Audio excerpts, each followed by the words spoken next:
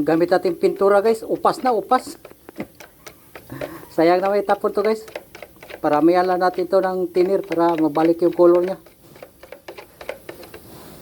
Ayan guys, oh, tagal na yan guys. Sobra na 3 taon naka-standby. Guys, nakakulor na tayo guys. Ayan guys, 2 coating pa lang yan guys.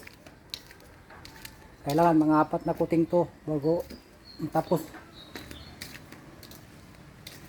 Pahinga muna tayo guys. Kapoy ng kalawasan natin. Sobrang init. Tapos design na natin to.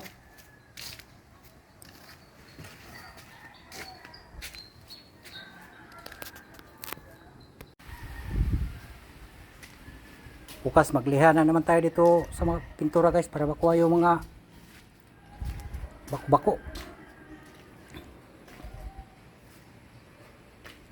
Ito sa labas guys. Dito na naman tayo sa loob. Maglagay na tayo ng muntayan ng makina.